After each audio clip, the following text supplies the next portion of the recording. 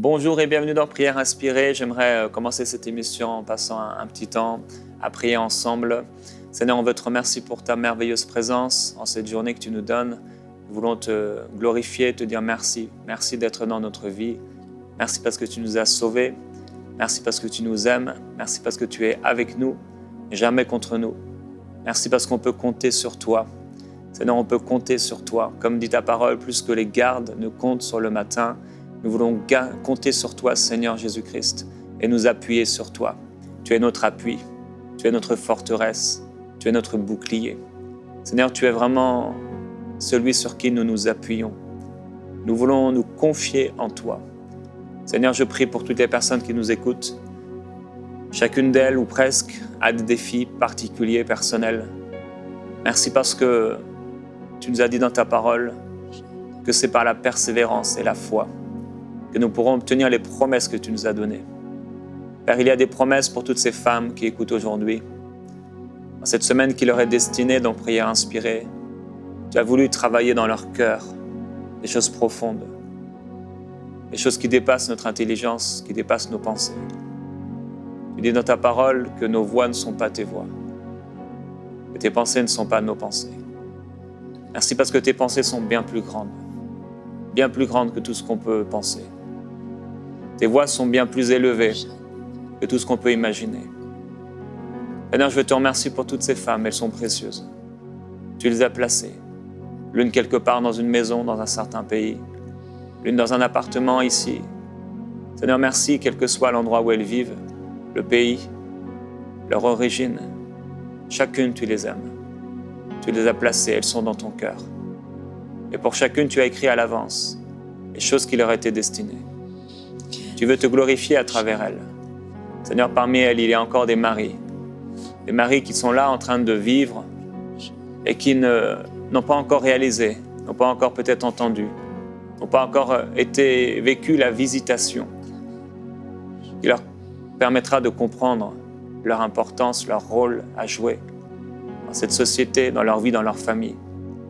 Et Père, comme tu l'as fait avec Marie, à travers l'Esprit de Dieu, l'ange de la visitation, je prie que tu le fasses pour toutes ces femmes, que tu les visites, que tu les touches, que tu leur montres, Seigneur Jésus-Christ, comme tu l'as montré à Moïse, le modèle.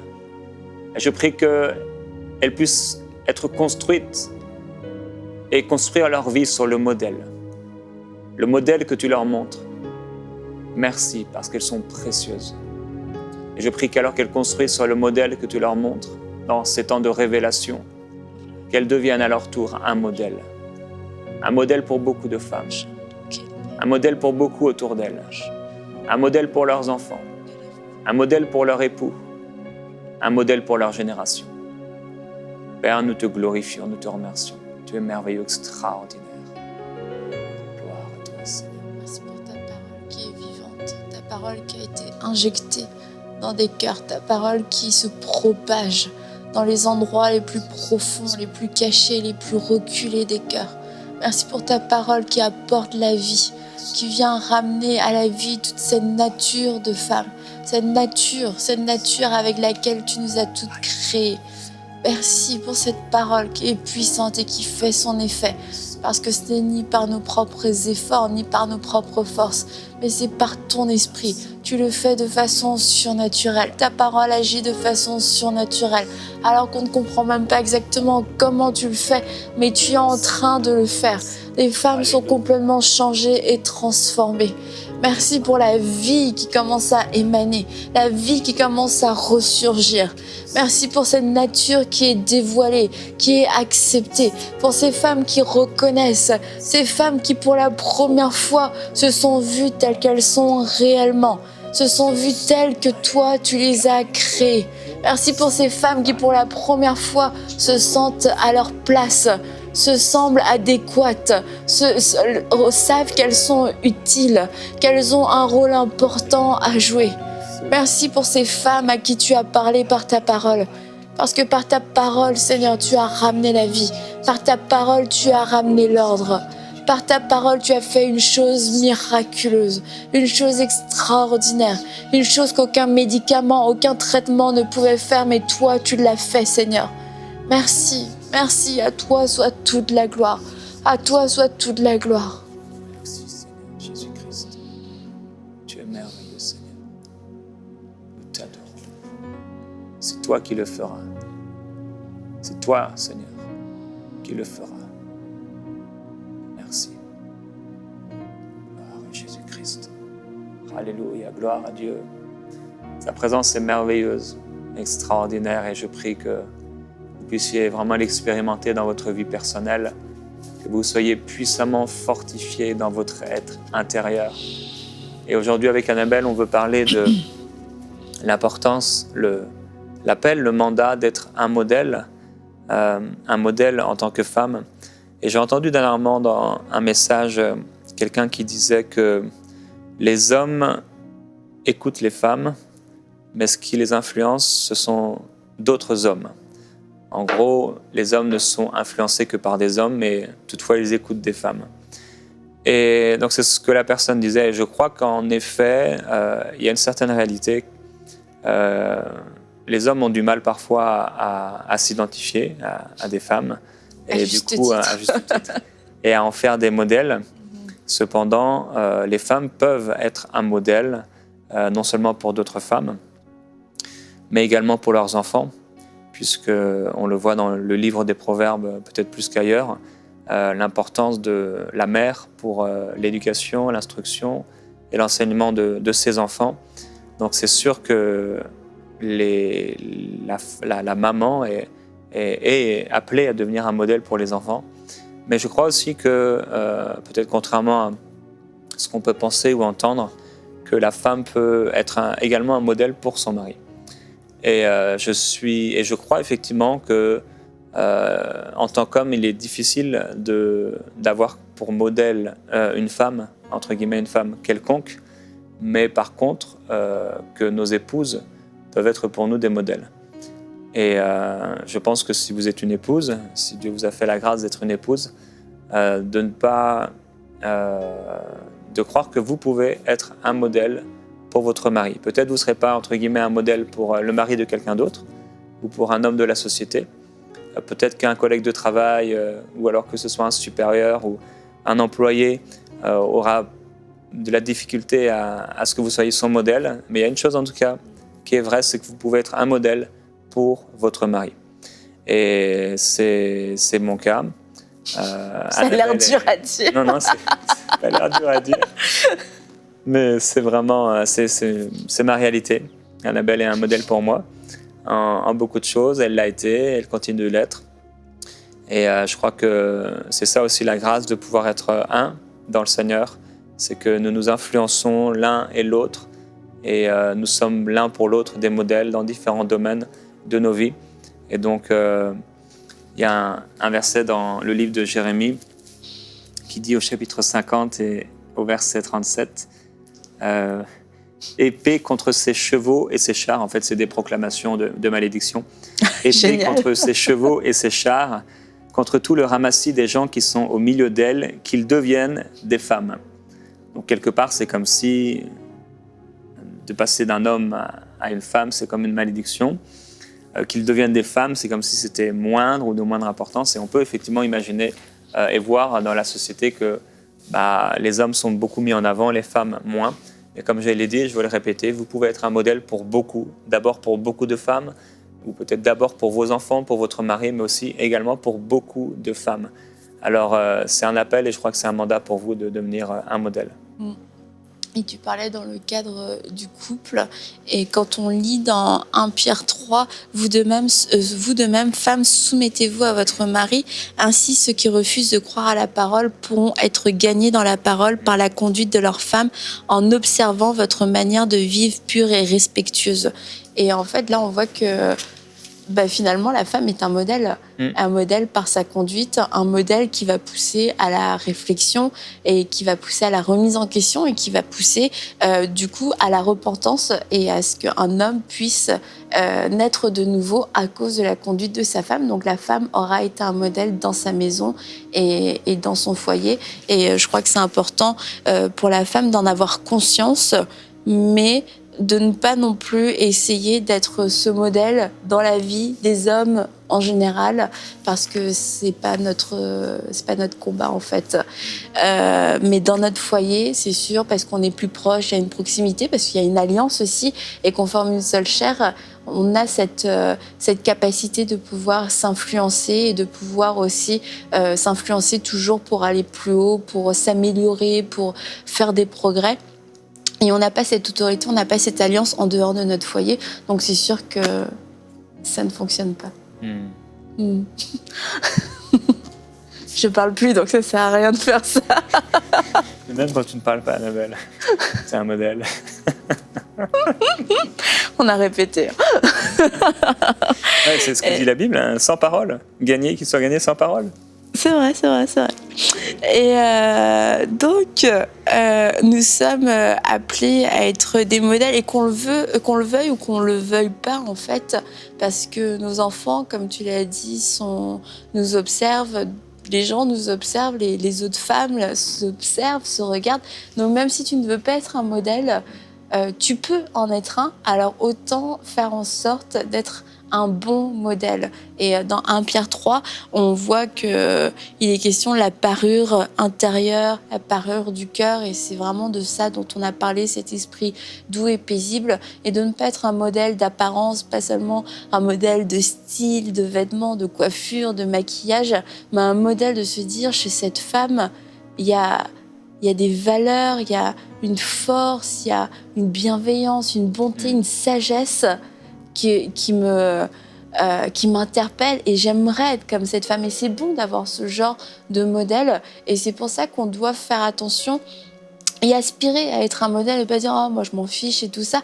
On doit aspirer à des modèles, surtout en tant que femme chrétienne, parce que des générations se forment, et quand le modèle est mauvais, et bien après, la génération d'après se calque sur un modèle qui avait beaucoup d'imperfections, beaucoup de défauts, qui n'étaient pas conformes à l'original.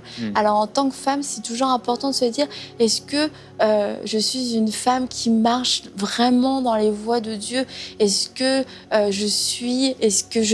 ma conduite est à l'image de Dieu? Est-ce que je reflète Dieu? Parce que c'est ce que je suis en train d'enseigner par mon attitude, par mon comportement, et c'est ce que mes enfants vont voir. Et l'enfant apprend par imitation. L'enfant apprend en regardant, en observant, il refait les mêmes choses.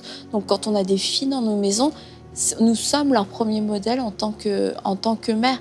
Elles voient comment on traite notre mari. Elles voient comment on les traite, elles, en tant qu'enfants. On voit comment on traite les autres. Et dans Proverbe 31, on voit cette femme... elle tend la main aux indigents, elle aide les pauvres, elle a une parole de sagesse, une parole aimable sur sa bouche, et c'est des choses que ses enfants ont vues, et c'est des choses que ils vont se dire, c'est ça une femme. C'est ça une femme. Et après, on découvre, soit parce qu'on est de nouveau, ou soit parce qu'on sort du cadre familial, qu'il y a différentes sortes de femmes. Mais on est un premier modèle, et c'est un premier dépôt dans la vie de nos enfants. Et dans 1 Pierre 3, on voit un exemple de modèle et de transmission.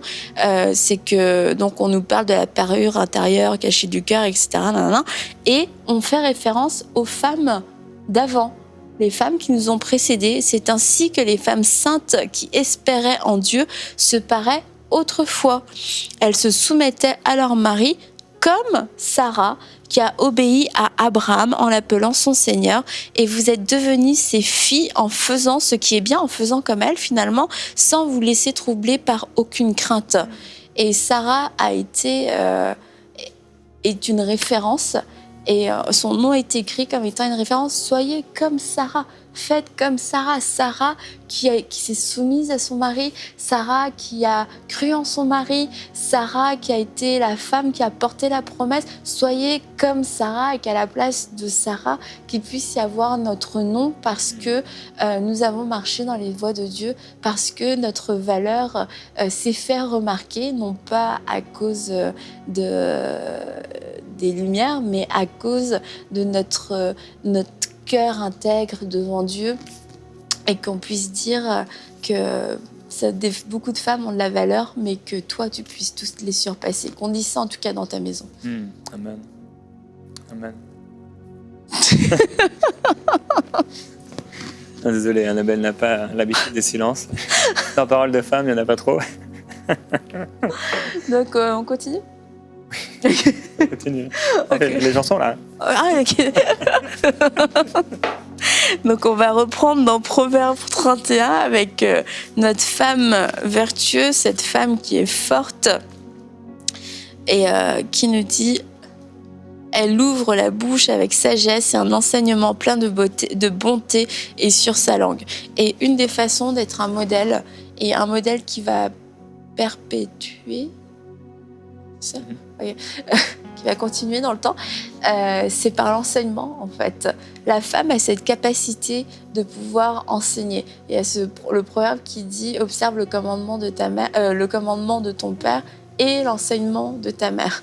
Et en fait, l'homme va pouvoir diriger, donner certaines instructions, et la mère a ce rôle et cette capacité que de pouvoir enseigner, expliquer le commandement. Pourquoi est-ce qu'on va le faire? Comment est-ce qu'on va le faire? Qu'est-ce que ça va t'apporter de le faire?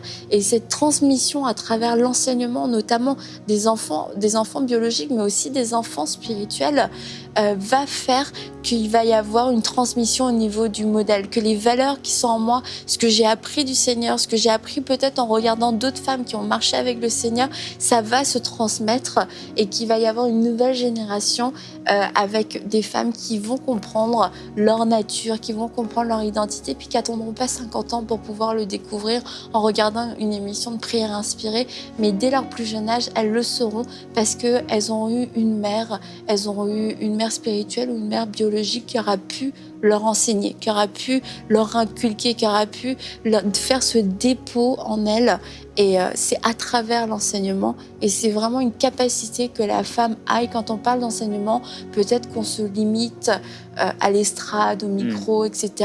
Mais quand on enseigne nos enfants, on est en train de l'enseigner. C'est cet enseignement plein de bonté, cet enseignement plein de bonté. C'est pas qu'on est moralisatrice, qu'on veut donner des leçons. C'est que on sait que l'enseignement va porter du fruit, que l'enseignement va faire du bien à la personne, va lui faire comprendre certaines choses et va l'aider à grandir et à se développer et à changer de voie si besoin est. Il faut enseigner aussi en espérance, donc dans la foi, sachant que si je vais ouvrir la bouche parce que je crois que ce que je dis va avoir de l'impact et de l'influence.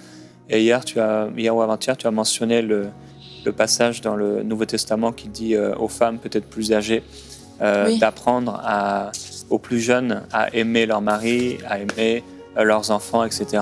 Mais ça aussi, dans les femmes plus jeunes, il y a aussi nos propres enfants, où la femme, donc la maman, va enseigner à ses propres enfants, donc plus jeunes, à plus tard aimer leur mari et aimer leurs enfants. Et si on me posait la question, parce que certaines personnes se sont dit, mais en quoi Annabelle est un modèle pour toi? Alors, ils n'auront pas besoin de m'envoyer un mail. Ils n'auront pas besoin de m'envoyer un mail, mais une des choses, justement, c'est exactement ce que tu partages, c'est au niveau de l'instruction et de l'enseignement vis-à-vis de notre fille, Eden, où j'ai toujours été vraiment admiratif de voir Annabelle, chaque jour, instruire notre fille, et jour après jour, sans se lasser, enseigner, instruire, éduquer. Et ça, c'est vraiment quelque chose de merveilleux. Et comme tu le disais, je crois qu'il est attaché vraiment à cette nature de femme.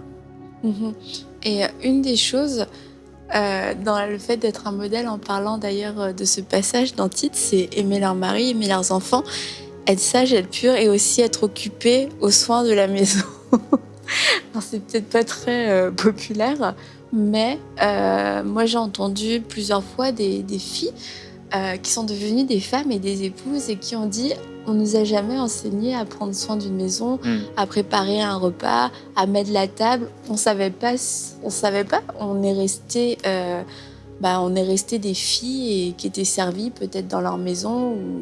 Et c'est important de transmettre ça aux jeunes femmes et aux jeunes filles qui vont se marier, à leur transmettre comment s'occuper de son foyer, comment s'occuper de son environnement. Et la première des choses, c'est quand elles viennent chez nous, elles peuvent voir comment c'est déjà, comment nous on s'occupe de chez nous, comment on fonctionne. Mais comme on l'a dit, après, chaque vie est différente, chaque femme est différente, donc ça va se décliner de différentes façons.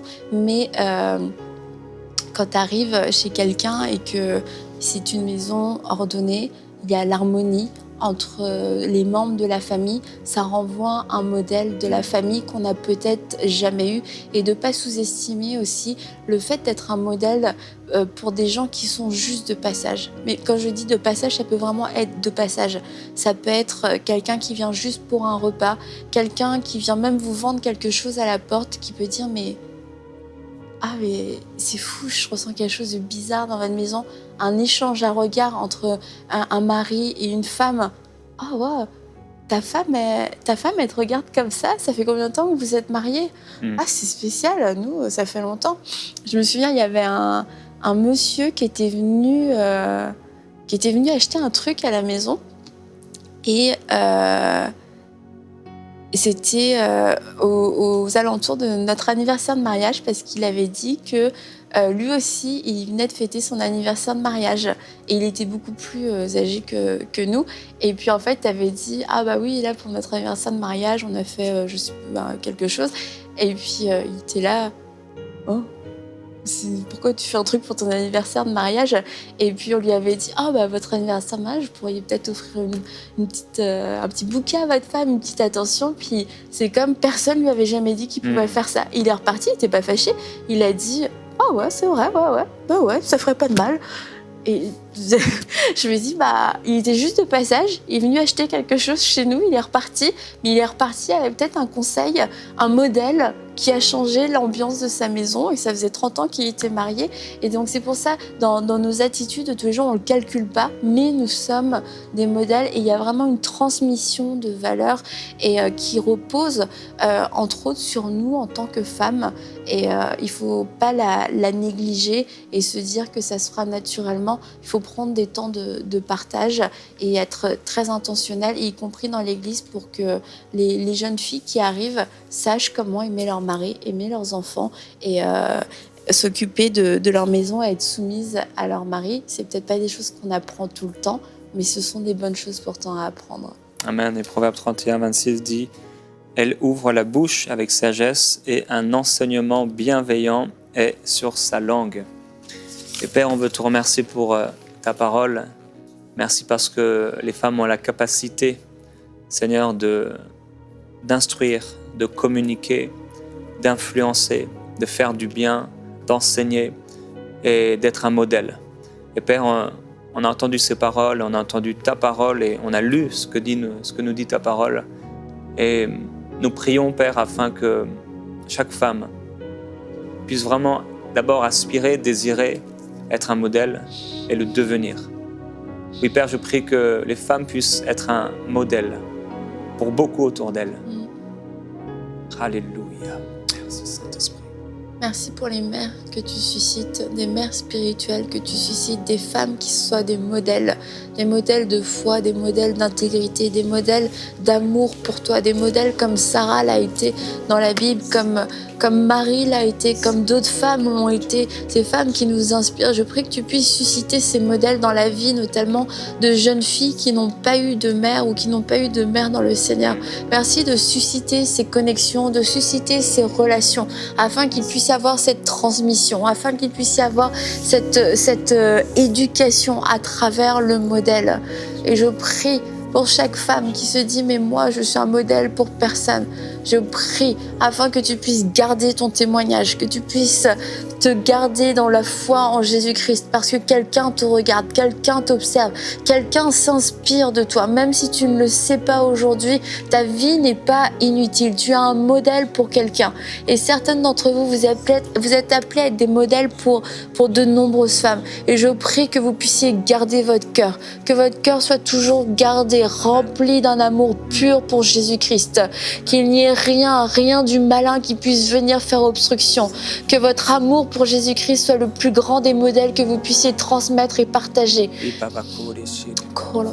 Père, je prie que les femmes puissent être des femmes persévérantes, qu'elles puissent montrer un modèle de persévérance, un modèle de patience. Seigneur, non seulement les hommes ont été fidèles et persévérants dans ta parole, mais leurs femmes, leurs épouses également. Et Père, je veux te remercier pour ce modèle de persévérance. Et Père, je prie pour des femmes qui soient persévérantes, et persévérantes au milieu des combats et des difficultés. Je prie pour que les femmes puissent demeurer fidèles, fidèles à leur mari, fidèles à leur engagement, fidèles à leur confession de foi, fidèles, Seigneur, à leur appel. Je prie que ces épouses, aujourd'hui, puissent être fidèles, le choix de la fidélité, le choix de refuser le compromis, le choix de refuser les tentations sataniques, convoitises, les choses mauvaises.